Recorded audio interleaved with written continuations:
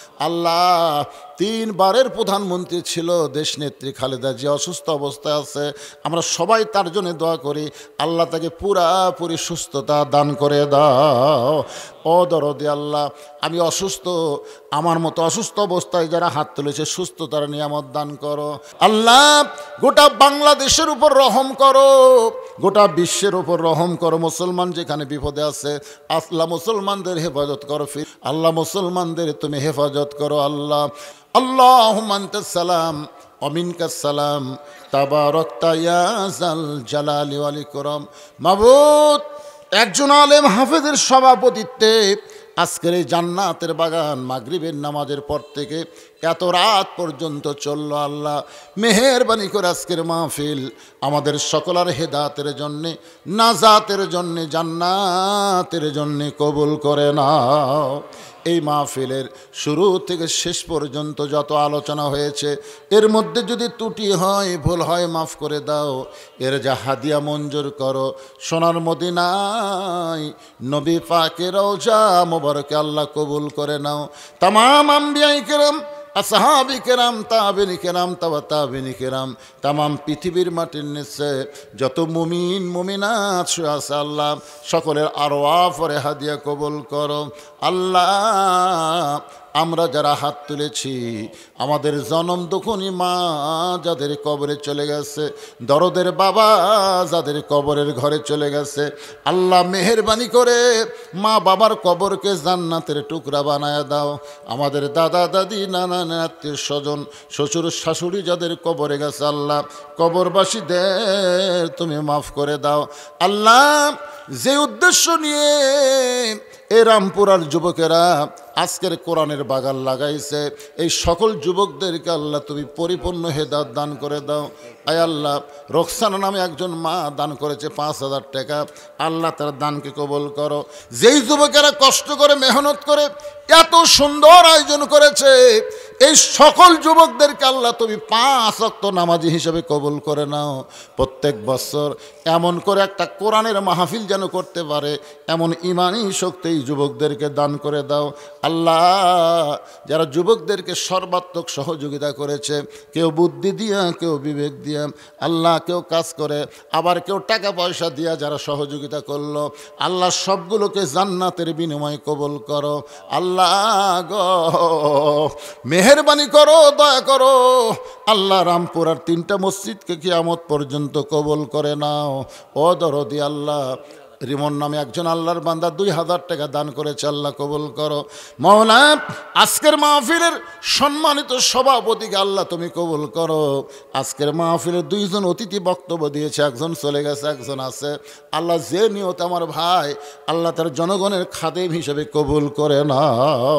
আয় আল্লাহ তাআলা, পরিশেষে নিজের জন্য 1 মিনিট আপনারা একটু চিন্তা করে দেখেন, কত মানুষের জানাজার নামাজ আমরা পড়েছি, এই 2 হাত দিয়ে কত কবরে আমরা মাটি দিয়েছি। একদিন আমরা সবাই মরে যাব। যেদিন আমাদের মৃত্যু হবে, দিনটা যেন জুমার দিন হয়, মাসটা যেন রমজান মাস হয়। ইমানের সাথে, ইজ্জতের সাথে এই দুনিয়া থেকে আমাদের বিদায় নেওয়া তৌফিক দিয়ে দাও। আল্লাহ, এই মাহফিল কমিটির সভাপতি, এই মাহফিল কমিটির সহসভাপতি, মাহফিল কমিটির সেক্রেটারি, মাহফিল কমিটির সহ সেক্রেটারি, মাহফিল কমিটির ক্যাশিয়ার, এই মাহফিল কমিটির সদস্য যারা, আল্লাহ তাদের সকলকে জান্নাতি সদস্য কবুল করো। আমার মা বোনেরা পর্দার অন্তরালে বসে বসে ওয়াজ শুনেছে, আবিদা সালিহা পর্দার নিচে কবুল করে মা ফাতেমার চরিত্র দান করে দাও। কে কোন নিয়ত করে হাত তুলেছে আল্লাহ সকলের নেক নিয়ত কাছে কবুল করে মৃত্যুর সময় আমাদের জবানে জারি করে দিও লা ইলাহা ইল্লাল্লাহু মুহাম্মাদুর রাসূলুল্লাহ। আল্লাহ যখন জাহান্নামের রায় দিবেন তখন তো ওই ব্যক্তি, মনে করেন আমি আপনি, জাহান্নামের রায় দিলে কি আমরা দৌড় দিয়ে জাহান্নামে যাব? জাহান্নামে যখন যাবার চাবো না, তখন জাহান্নামের ফেরেশতারা ধাক্কায় ধাক্কায় আমাদেরকে জাহান্নামের দিকে নিয়ে যাবে। আমাদেরকে ধাক্কায় ধাক্কায় যখন জাহান্নামের দিকে নিয়ে যাবে, ওই সময় আমাদের নবী, বলেন সুবহানাল্লাহ, ওই গুনাহগার উম্মতের সামনে দাঁড়িয়ে যাবে। যাকে নেকির চাইতে পাপ বেশি হয়েছে ওই গুনাহগার উম্মতের সামনে আল্লাহ নবী দাঁড়িয়ে যাবেন। ফেরেশতারা বলবে আপনি কে গো? আজকে হাসরের ময়দানে যখন কেউ কারো হয় না, আল্লাহ কোরআনে বলেন ইয়া আইয়ুহান নাসু তাকু রাব্বাকুম ওয়াখশাউ ইয়াওমান লা ইয়াজজি ওয়ালিদুন আন ওয়ালাদিহি ওয়ালা মাউলুদুন আন ওয়ালিদিহি শাইয়্যা। হাসরের ময়দানে পিতা তার পুত্রকে চিনবে না, পুত্র তার পিতাকে চিনবে না, মা তার সন্তানকে চিনবে না, কেউ কারু যখন হবে না। কেউ কারো হবে? আপনাদের কি মনে হয়? দেখবেন গানের মধ্যে কিন্তু আছে মায়ের এক ফোঁটা দুধের দাম কাটিলে গায়েরই চাম, পায়ে জুতা বানাইলেও ঋণের শোধ হবে না, এমন দরদি ভবে। এমন দরদি কি? এমন দরদি কি বলতেছে? এমন দরদি ভবে। ভবে মানে বোঝেন? ভব মানে কি? দুনিয়া। ধরে কোন ভব মানে কি? যদি গায়ক বলতো এমন দরদি আখেরাতে কেউ হবে না, এই আখেরাতের কথা কিন্তু বলে নাই, শুধু দুনিয়ার কথাই বলেছে। বাবার দয়া, মায়ের দয়া, শ্বশুর শাশুড়ির দয়া, সন্তানের দয়া, এই দয়াগুলো দুনিয়ার সাথে সম্পৃক্ত। ফেরেশতারা বলবেন আপনি কে? এই গুনাহগারের সামনে দাঁড়াইছেন, নেকির চাইতে পাপ অনেক বেশি, সামনে দাঁড়ায়া কোনোই লাভ নেই। ওই ফেরেশতাদের কথার দিকে নবী কানই দিবে না, নবী দাঁড়িয়েই থাকবে। আপনারা বলেন তো ফেরেশতাদের কি এরকম ক্ষমতা হবে যে আল্লাহ নবীর ধাক্কা দিয়ে সরায় দিয়ে তার গুনাহগার উম্মতকে জাহান্নামে নিয়ে যাওয়ার শক্তি কি ফেরেশতাদের হবে?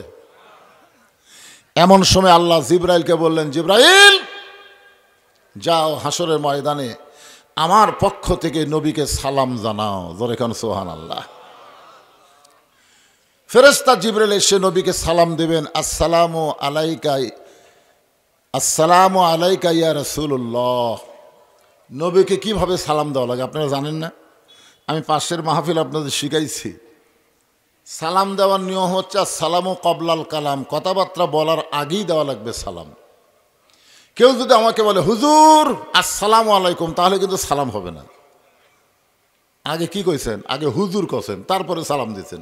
কেউ যদি বলে চেয়ারম্যান সাহেব আসসালামু আলাইকুম, তাহলে হবে না, কারণ আগে চেয়ারম্যান কয়ে পরে সালাম দিয়েছেন। আল্লাহর নবীকেও নবী আগে বলা যাবে না, আগে আসসালামু আলাইকা বলে তারপরে ইয়া রাসূলুল্লাহ বলতে হবে। ফেরেশতা জিবরাইল বলেন আসসালামু আলাইকা ইয়া রাসূলুল্লাহ, নবী সালামের উত্তর দিবেন না। ফেরেশতা জিবরাইল আবার সালাম দিবেন আসসালামু আলাইকা ইয়া রাসূলুল্লাহ, নবী সালামের উত্তর দিবেন না। তৃতীয়বার যখন জিবরাইল সালাম দিবার যাবেন, সঙ্গে সঙ্গে নবী বলেন, এই জিবরাইল খালি বারবার সালাম দাও কেন? আমি সালামের উত্তর দিচ্ছি না, তারপরেও তুমি সালাম দাও।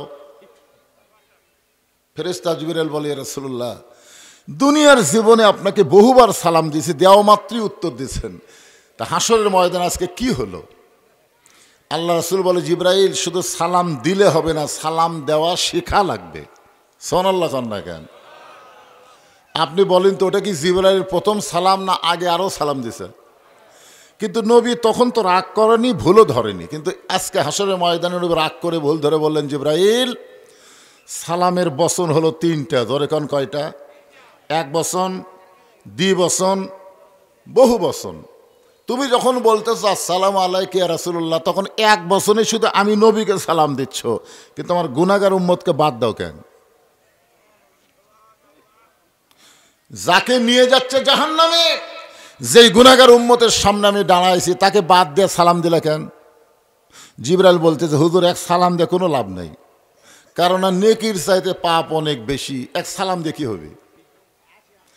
আল্লাহ নবী বললেন, জিবরাইল সালাম দেওয়ার ক্ষেত্রে তুমি আমার গুনাহগার উম্মতকে বাদ দিবার পারো, নেকি পাপ ওজন করার সময় আল্লাহ আমি নবীকে বাদ দিবার পারে, কিন্তু শোনে নাও রে জিবরাইল, আমি নবী আমার গুনাহগার উম্মতকে কোনো সময় বাদ দিবার পারি না। সুবহানাল্লাহ।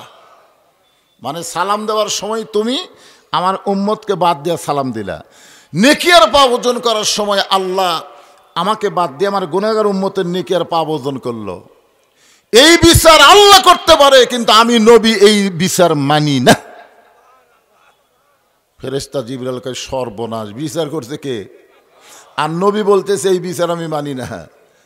আল্লাহ ডাক দেয়া বলে, জিবরাইল, আমার দোস্ত নবী যখন বিচার মানে না, তাহলে নবীকে বলো নবী কি করতে চায়। আল্লাহ নবী বললেন, আমি আবার আল্লাহর কাছে আপিল করলাম। ধরে কোন সুবহানাল্লাহ। আমাদের ব্যাপারে নবী আল্লাহর কাছে আপিল করবে।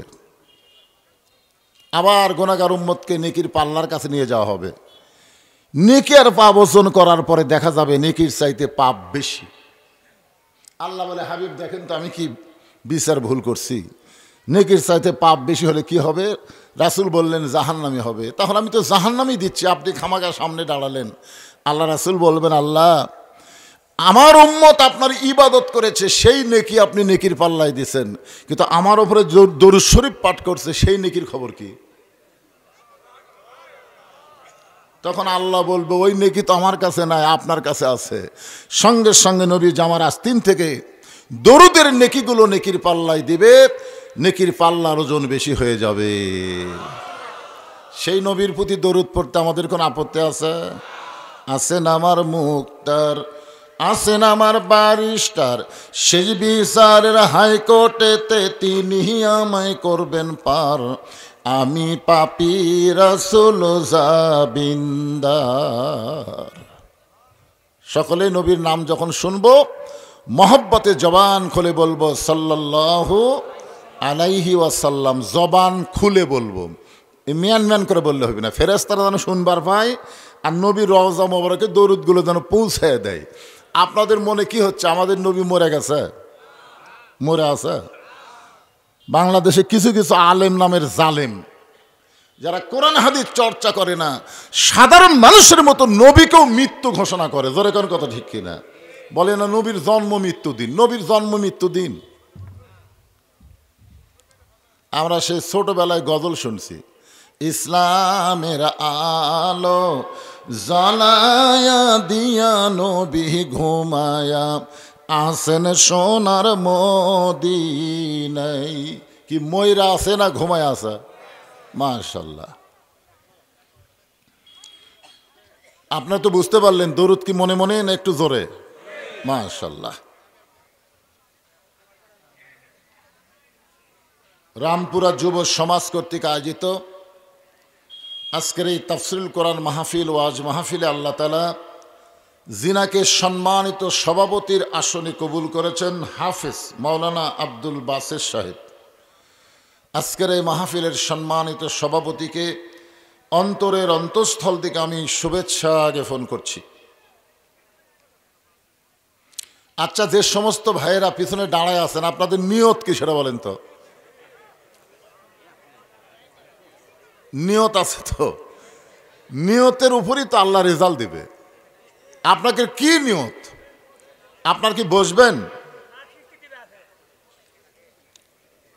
বসেন বসেন, এই বসবার করে দুই একজন আবার সরে যায়।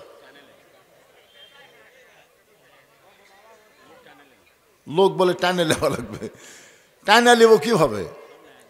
আপনাদের সামনে যদি ফাঁকা থাকে, আপনি ইচ্ছাই তো আপনি সামনে বসবেন, ফাঁকা রেখে পিছনে বসবেন, ওই ফাঁকের মধ্যে শয়তান ঢুকবে। জোরেকন কে ঢুকবে?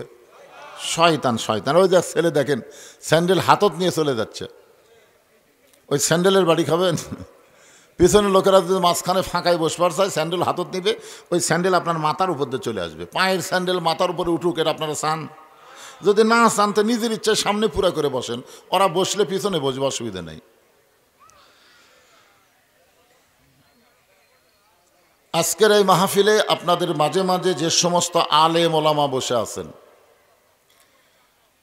মঞ্চে উপবিষ্ট আছেন, মাগরিবের নামাজের পর থেকে এতক্ষণ পর্যন্ত কোরআন হাদিসের আলোকে অত্যন্ত গুরুত্বপূর্ণ আলোচনা করে আপনাদেরকে শোনালেন আলেম ওলামা সহ আজকের এই মাহফিলের বক্তাগণকে অন্তরের অন্তঃস্থল থেকে আমি শুভেচ্ছা জ্ঞাপন করছি।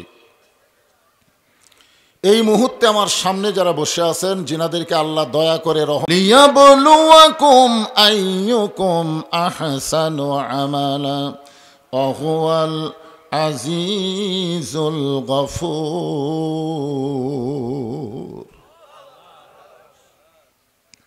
বিষয়টা আমি আপনাদের বলি, আজকে তাফসিরের বিষয় হলো আল্লাহর কোরআনকে বাংলার জমিনে আমরা দেখবার চাই।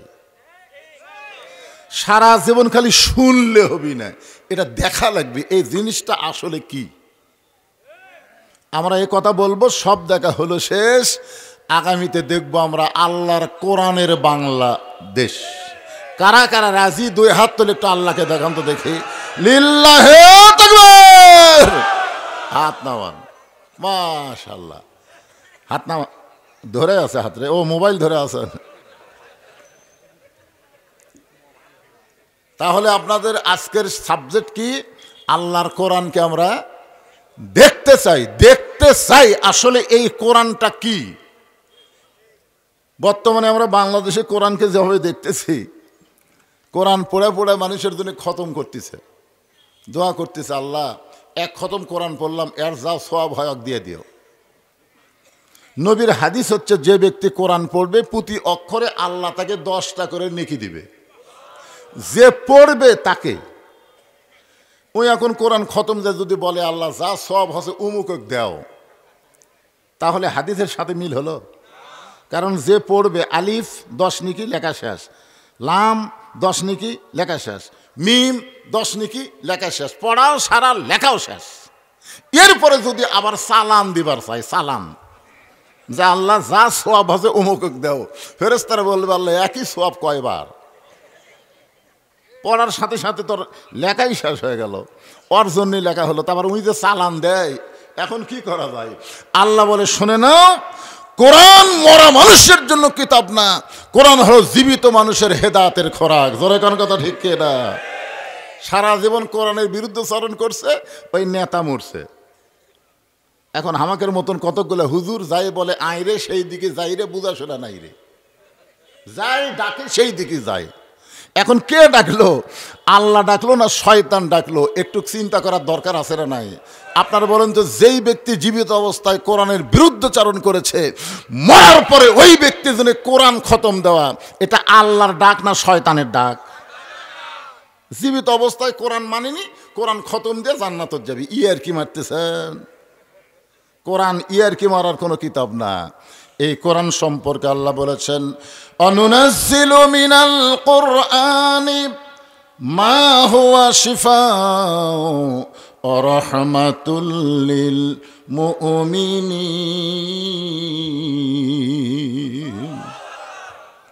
এর বাংলা অর্থ কি? যে আয়াতে কারিমা পড়লাম, এর বাংলা অর্থ হলো সব সমস্যার সমাধান দিতে পারে আল কোরআন। মুমিনদের জন্যে আল্লাহ এই কোরআনকে নাজিল করেছে যাবতীয় রোগের রোগ মুক্তি হিসাবে, রহমত স্বরূপ। বলেন সুবহানাল্লাহ। তাহলে যুবকেরাই, অনেক যুবক আছে, যুবকেরাই মাহফিল করতেছে। আমি পাশের মাহফিলে বলেছিলাম যে বুড়া মানুষ তো এমনি ভালো হবে, আমাদের মতন বুড়ারা ভালো হওয়া ছাড়া তো গতি নেই, হচ্ছে চামড়া ঢিল, আল্লাহর সাথে দিছে মিল। এখন আর খারাপই করার টাইম আছে? পারবেও না তো, মন চালেও পারবি না। যেই যুবকদের খারাপ হওয়ার বয়স, এই যুবকদেরকে টার্গেট করি আজকের আলোচনা করা দরকার। ধরে কোন ঠিক কিনা? যুবকেরা গলাতে একটু শান দাও তো। আমি যেই বলবো সব সমস্যার সমাধান, তোমরা বলবা দিতে পারে আল কোরআন। সব সমস্যার সমাধান আল কোরআনের আলো, সংসদে জালো কোরআন হাদিস যেখানে, দুনিয়ার মুসলমান লিল্লাহে তাকবীর। হাই করলেন না বারে?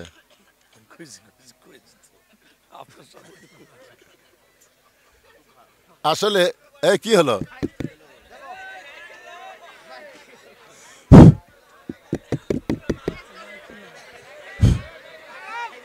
কে রে তকবীর সহ্য করা পারে না, মাইকের মধ্যে শয়তান ঢুকলো নাকি রে?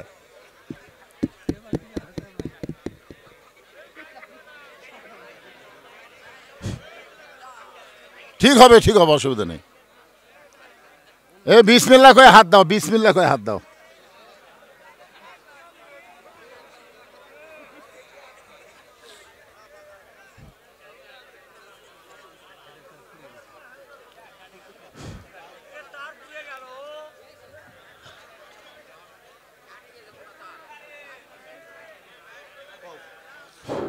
এই তো ঠিক আছে,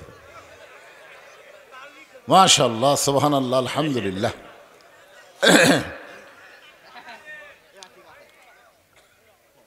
তাকবীর এটা মুসলমানের সকলের জন্যে। আপনি যখন জন্ম নিয়েছেন আপনার ডান কান্দে বাম কান্দে তাকবীর দিছে, আপনি জানেন? ডান কান্দে আজান, বাম কান্দে কি আকামত। তো আজান আকামতের প্রথম শব্দ কি? মাশাআল্লাহ। আবার যখন দুনিয়া থেকে বিদায় নেবেন আপনার লাশ সামনে নিয়ে জানাজার নামাজের প্রথম শব্দ কি? মাশাআল্লাহ। তাহলে জন্মিলেও আল্লাহ, মরলেও আল্লাহ। আবার সে আল্লাহ আকবার বলতে আমাদের কোনো আপত্তি নাই। এখন আসেন যে কোরআন শরীফের তাফসীর শুনবেন, এ কোরআন আসলে কি? মানুষটির নাম হলো হযরত উমর। জোরেগর নাম কি? আল্লাহ রাসূল বলেছেন আমি হলাম ইসলামের প্রচারক আর উমর হচ্ছে ইসলামের প্রসারক। গোটা বিশ্বের সব জায়গায় ইসলামকে চিনেছে হযরত উমর ফারুকের সময়। জোরেগর সুবহানাল্লাহ। এক সময় তাকে বলা হতো অর্ধ জাহানের খলিফা। অর্ধ, আমিও আজকে বলেছি বাংলাদেশের মতন ৯৬টা দেশ একত্র করলে যত বড় হয় ততটুকু এরিয়ার তিনি খলিফা ছিলেন। যখন সুবহানাল্লাহ। আপনার বলেন তো এই হযরত উমর যে এত বিশাল রাজ্যের খলিফা হলেন এটা কিসের জোরে?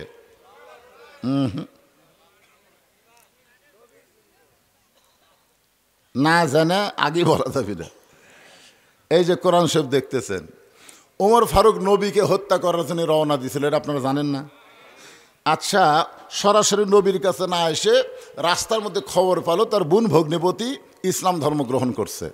ওখানে যখন গেলেন তখন দরজার দাঁড়িয়ে শুনতে পেলেন ঘরের ভিতরে আল্লাহর কোরআনের তেলাওয়াত। ইন্নামাল মুমিনুনা আল্লাযীনা ইযা যুকিরাল্লাহু ওয়াজিলাত কুলুবুহুম ওয়া ইযা তুলিয়াত আলাইহিম আয়াতুহু জাদাতুহুম ঈমানাও ওয়া আলা রাব্বিহিম ইয়াতাওয়াক্কালুন। এক সময় হযরত ওমর নবীর কাছে আসলেন, যেই তরবারি দিয়ে নবীকে হত্যা করবেন নবীর পায়ের সামনে দিয়ে ঈমান নামক মহা দৌলত গ্রহণ করলেন।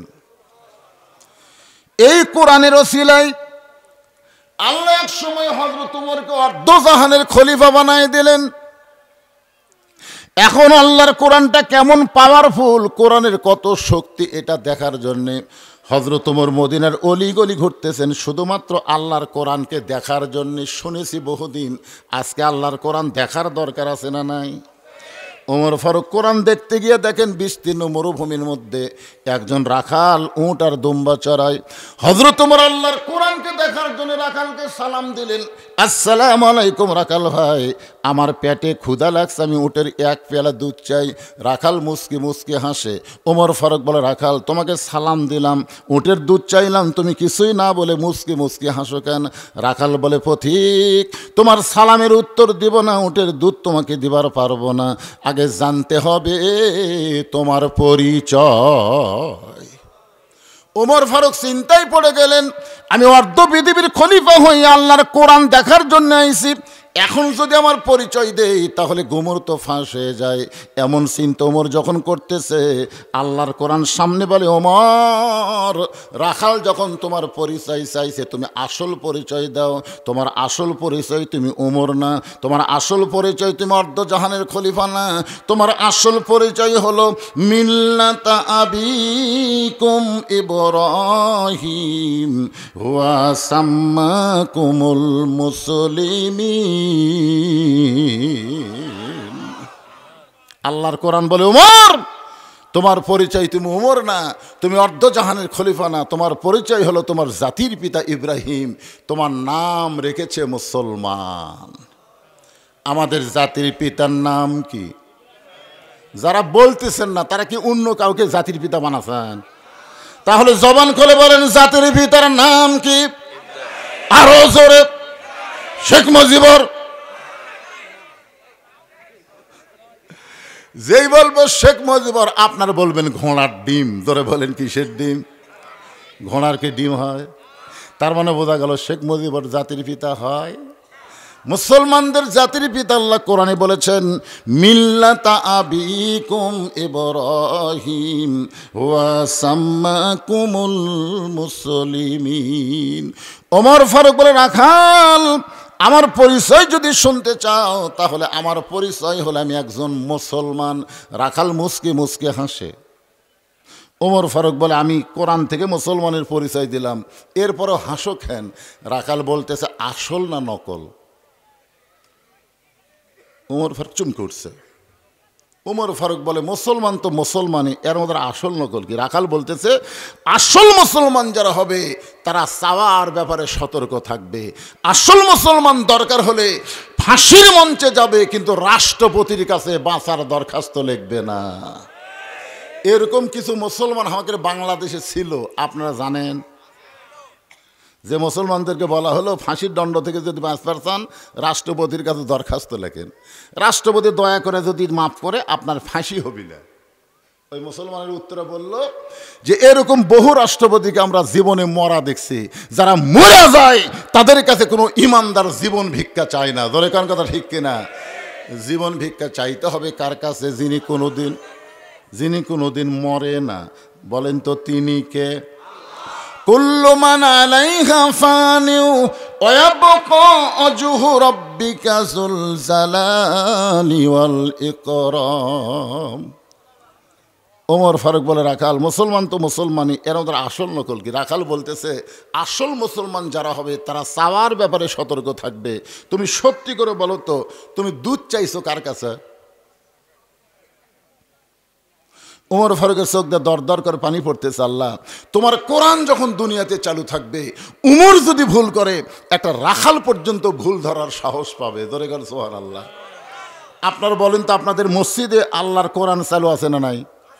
ইমাম যদি ডবল টাইটেল হয়, ডবল দাওরা হয়, তারপরও আসরের নামাজে 3 রাকাতে যদি বসে, একটা অটো ভ্যান এলাকা আল্লাহু আকবার আল্লাহু আকবার, ইমাম কয় কে রে, আমি দাওরা পাস, টাইটেল পাস, এতদিন 4 রাকাত পড়াছি, আজকে 3 রাকাত বস মরে, আমি ওঠমো না। এই বলে করে ইমাম যদি বসাই থাকে, আপনার বলেন তো মসজিদের মুসল্লি ইমামের পক্ষ নেবে না ভ্যানালার পক্ষ নেবে? কারণ ভ্যানালা যেটা করছে ওটাই ঠিক, ইমাম যেটা করছে ওটা হাসিনা। জোর করে ক্ষমতা থাকবার চাই, উঠবার চাই না। জোর এখন কথা ঠিক কিনা? হাসিনার সবচাইতে বড় দোষ কি জানেন? একবার ক্ষমতার চেয়ারে পায়া আর ছাড়বার চায় না, দিনের ভোট রাতে করে। আয় আয়, 1 তারিখ বলে দেয়, এত সালের আগে নামাইকে। ওমর ফারুক চোখের পানি বের করে বলতে, রাখাল ভাই, চাওয়ার ব্যাপারে মানে ভুল হয়ে গেছে। রাখাল বলতে, ভুলটা যখন স্বীকার করেছো তাহলে আল্লাহ তোমাকে তওবা করার সুযোগ দিয়েছে। সুবহানাল্লাহ কর না কেন? ভুল স্বীকার করলে তওবা করার সুযোগ আছে না নাই? আমরা 4 ভাই, আমরাই 4 ভাই। আর বড় ভাই আওয়ামী লীগ, আমি ইসলামী দল, আর আমার 2 ভাই বিএমপি, আর ছোট 2টা বিএমপি। 5 আগস্ট হাসিনা যখন পড়ে গেল, তখন আমার বড় ভাই চলে আসলো আমার মাদ্রাসার মসজিদে বিকেলবেলায়। মানে চিহ্নিত আওয়ামী লীগ তো, যদি কিছু হয় এই ভয় চলে আসলো হুজুরের কাছে। আমি সিসি ক্যামেরাতে দেখে নিয়েছিলাম, এসে বললাম, ভাই খবর কি? তওবা করব। আমি তওবা করবার চাই ভাই। যেই দলের প্রধানমন্ত্রী থেকে মেম্বার পর্যন্ত পলে যায়, এই দলতার আমি নাই। আপনারা বলেন তো, যদি ভুল বুঝে তওবা করে আল্লাহ মাফ করবে কি করবে না? আপনাদের এলাকায় যারা আওয়ামী লীগ করতো, আমি তাদেরকে বলি, ভাই যান, একটা নেতাও দেশত নাই যেই স্বপন হাসিনাকে হজরত বানাচ্ছে, উনিও নাই। জোরে করেন কথা ঠিক কিনা?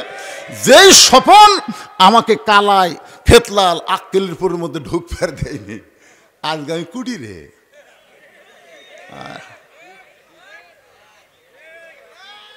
বাবা স্বপন, একটু মনোযোগ দিয়ে শুনবেন, তওবা করার সুযোগ আছে না নাই? রাখাল বলে, পথিক, ভুলটা যখন স্বীকার করেছো আল্লাহ তোমাকে তওবা করার সুযোগ দিয়েছে। ওমর ফারুক বলে, রাখাল ভাই, তাহলে আমি তওবা করতেছি। রাখাল বলে, তুমি মূর্খ মানুষ, তুমি তওবা কেমনে করবা? ওমর ফারুক বলে, আমি মূর্খ তোমার কে কইছে? রাখাল বলে, যে বেটা চাওয়ার ব্যাপারে সতর্ক হয় না, এ দুনিয়ার সবচাইতে বড় মূর্খ। আপনার বলেন তো ডক্টর কামাল শিক্ষিত না মূর্খ? ওই বাংলাদেশের সংবিধান লিখতে পারে, কিন্তু 18 সালে যখন ঐক্য জোট করছিল তখন ডক্টর কামালের নেতৃত্বে একদল গেছিল সিলেট শাহজালাল মাজারে। পেপারে কাটিং আছে আমার কাছে। ওরা মাজারত যায় 2 হাত তুলে বলতেছে, বাবা বাবা আমরা ভোটর দাঁড়াছি। যত বড় শিক্ষিত হোক আল্লাহ বাদ দেয়, বাবার কাছে যদি হাত তোলে ও শিক্ষিত না হলো বন্ড মূর্খ। ধরে কোন কথা ঠিক না? রাখাল বলে, তুমি যদি শিক্ষিত হও তাহলে তুমি সালার ব্যাপারে ভুল করলে কেন? তুমি তওবা নিজে করতে পারবে না, আমি তোমাকে তওবা পড়াই। এবার রাখাল হযরত উমরকে তওবা পড়বে, রাখাল উমরকে তওবা পড়াবেন। উমর ফারুক তওবা পড়তে চায়। আজকে যারা মাগরিব এশার নামাজ না পড়ে ওয়াজ শুনতেছেন, আপনাদের তওবা করার দরকার আছে না নাই? যদি ফজর আগে মারা যান, যারা মাগরিব এশার নামাজ বাদ দেওয়া শুনতেছেন, কিরে দাঁড়িয়ে আছো তারা, কি খবর? এই মাইক আলার খবর খারাপ, উমিও পড়েনি। তাছাড়া আমার মাইক চ্যান করবি কেরা? ফজরের আগে যদি মরে যান, দুনিয়ার সমস্ত মানুষ আপনাদের জানাজা দিলেও আপনার জান্নাত পাবেন না, কারণ নামাজ না পড়ার কারণে আপনি বেঈমান হয়ে গেছেন। জোরে কোন কথা ঠিক কিনা? লা সালাতা লা ঈমানা। রাসূল বলেছেন, মান তারাকা সালাতু মুতাম্মিদান ফাকাত কাফারা। ইচ্ছা করে এক ওয়াক্ত নামাজ বাদ দিলে সে আল্লাহর সঙ্গে কুফরি করলো। আর মাগরিব এসা বাদ দেওয়া মানে কয় ওয়াক্ত দিছা? আর আমরা যারা নামাজ পড়ছি, যেভাবে নামাজ পড়া দরকার আমাকে সেভাবে হয়নি। এই কারণে নামাজি বেনামাজি সকলে মিলে তওবা পড়ার দরকার আছে না নাই?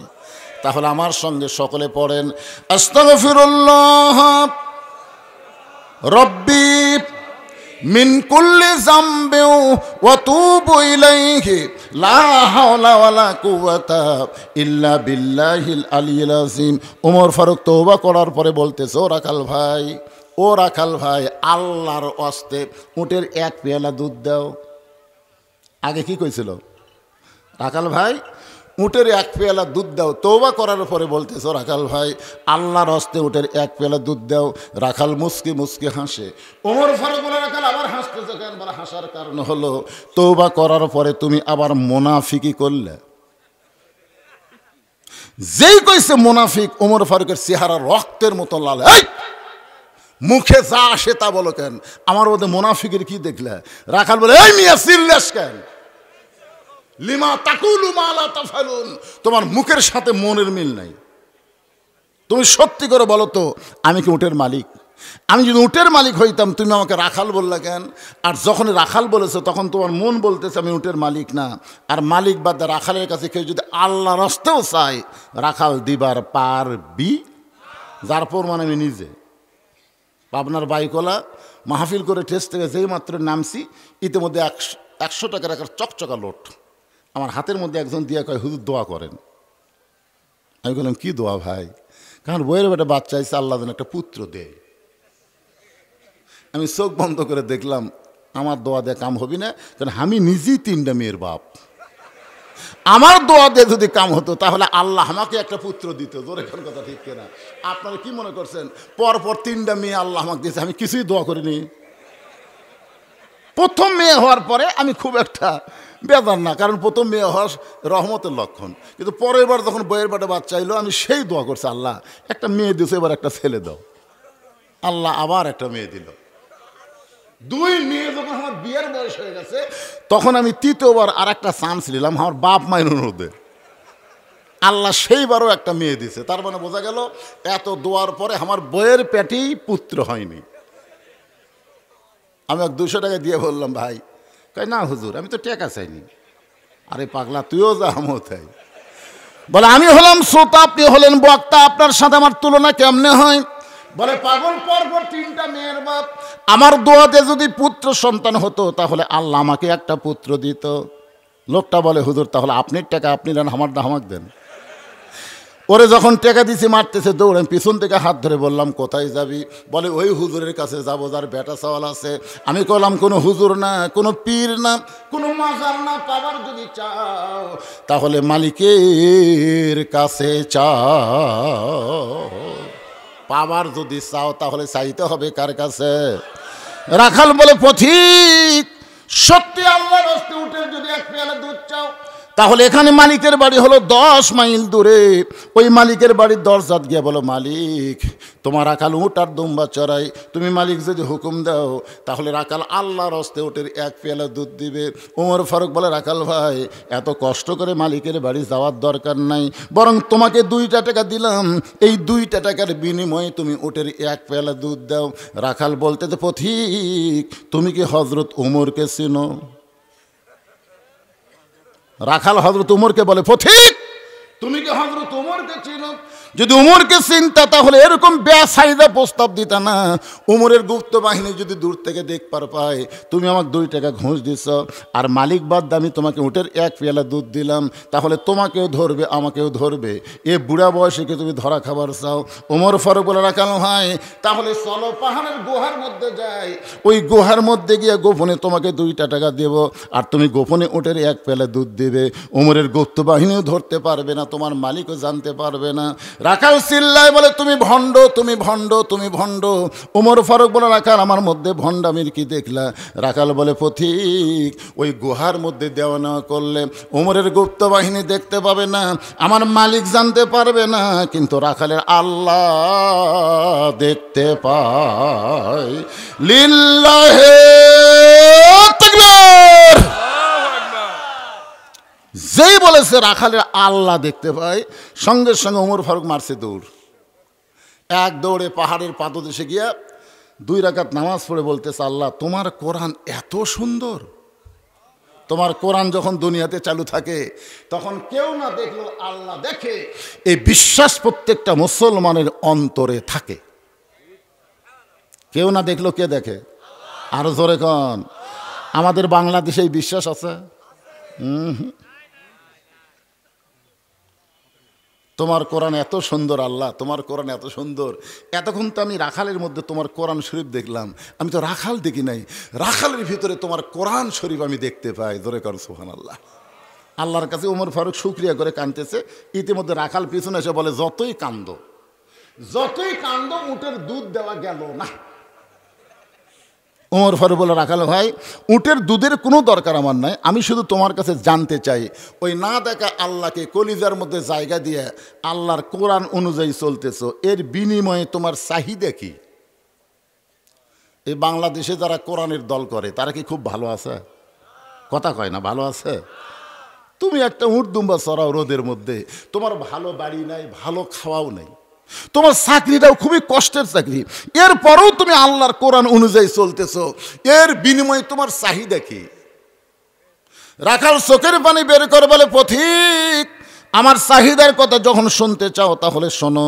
আমার চাহিদা হলো রব্বানা আতিনা, সকলে পড়েন, রব্বানা আতিনা ফিদ দুনিয়া হাসানাতাও ওয়া ফিল আখিরাতি হাসানা ওয়া কিনা আযাবান্নার।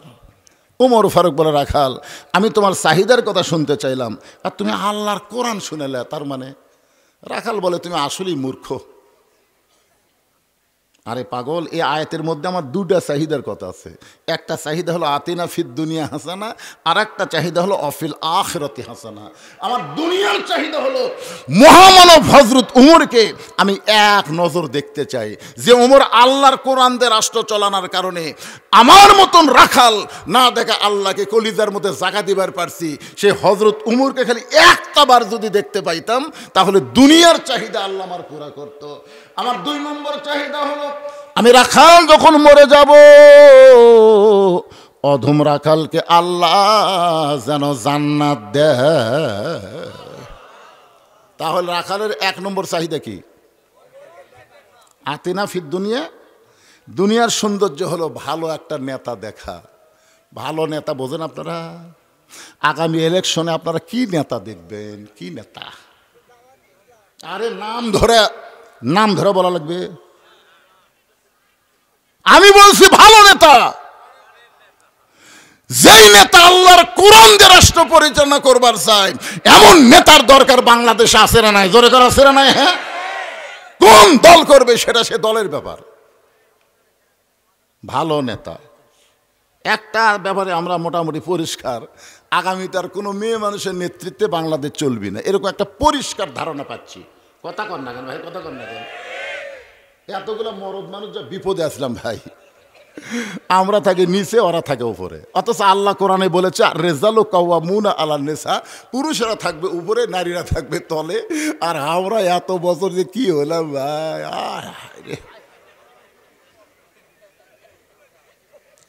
আগামীতে এই 90 মুসলমানের দেশে কোন নারী নেত্রী আমরা দেখতে চাই না। জোরে কোন কথা ঠিক? মাশাআল্লাহ, আল্লাহর কাছে আকাঙ্ক্ষা তৈরি করেন, ইনশাল্লাহ। আল্লাহ পারবে না ভাইজান, পারবে না ইনশাল্লাহ। এটা কি আমার বাপের কথা বলতেছি, আল্লাহর কোরআনের কথা। একটু মনোযোগ দেন। আমার 2 নম্বর চাহিদা, আমি রাখাল যখন মরে যাব, অধম রাখালকে আল্লাহ যেন জান্নাত দেয়। ওমর ফারুক দৌড়ে গিয়ে রাখালের হাতটা এরকম আমার দিকে তাকান, হাতটা খস করে ধরে 3 বার চুমা খাচ্ছে। রাখাল কয় পাগল নাকি রে, আমার ঘামা হাতে তুমি 3 বার চুমা দিলে। ওমর ফারুক বলে রাখাল ভাই, তোমার 2 নম্বর চাহিদা আল্লাহ পুরা করছে, মরার সঙ্গে সঙ্গেই আল্লাহ তোমাকে জান্নাত দিয়ে দিবে। আপনারা তো সুবহানাল্লাহ কন, কিন্তু রাখাল সুবহানাল্লাহ কয় না। ওমর ফারুক বলে রাখাল, তোমার 2 নম্বর চাহিদা আল্লাহ পুরা করছে, পুরা করবে না, পুরা করছে, মরার সঙ্গে সঙ্গে আল্লাহ তোমাকে জান্নাত দিবে। রাখাল সুবহানাল্লাহ কয় না।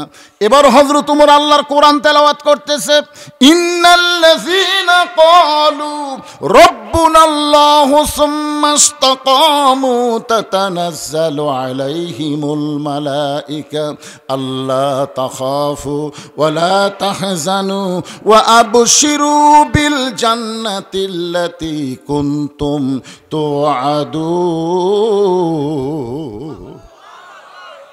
এই আয়াত শোনার পরেও রাখাল সুবহানাল্লাহ কয় না। ওমর ফারুক বলে, কেরে রাখাল, এই মরার পরে আল্লাহ তোমাকে 8টা জান্নাত দিবে, তুমি সুবহানাল্লাহ কও না কেন? রাখাল বলতেছে, ভাই মরার পরে জান্নাত দিবে, এই বাকি কথা তো ভালোই বলতেছো, কিন্তু হযরত উমরকে এক নজর দেখা যাবে, এই লগত কথা বলতে তোমার কোন জাকাত বাজায়? একটা হলো নগদ, একটা হলো বাকি। আপনারা বলেন তো, আমরা এই দোয়াটা যখন পড়ি, রব্বানা আতিনা ফিদ দুনিয়া হাসানা ওয়া ফিল আখিরাতি হাসানা, এই দোয়ার বাংলা অর্থ কি? আপনারা বলেন, বাংলাদেশ যদি সুন্দর না হয়, আমাদের আখিরাত কোনোদিন সুন্দর হবে না। আগে দুনিয়া সুন্দর করা লাগবে, তারপর আল্লাহ তার আখিরাত সুন্দর করে দিবে। জোরে করে কথা ঠিক কিনা? সুদ ঘুষের বাংলাদেশে রাইখে মরে গেলে আপনি জান্নাতে যাবেন, ইয়ার কি মারতেছেন? বেপরদার বাংলাদেশ রেখে জান্নাতে যাওয়া যাবে না, বেনামাজের বাংলাদেশ দেখে জান্নাতে যাওয়া যাবে না।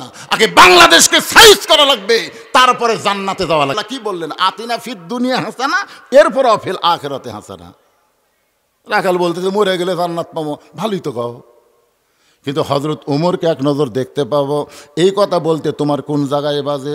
উমর ফারুক চিন্তায় পড়ে গেলেন, যে রাখাল আমাকে তওবা পড়াছে, যেই রাখাল আমাকে মুনাফিক কইছে, যে রাখাল আমাকে ভণ্ড কইছে, আমি যে উমর, এই কথা রাখালকে বলার সাথে সাথেই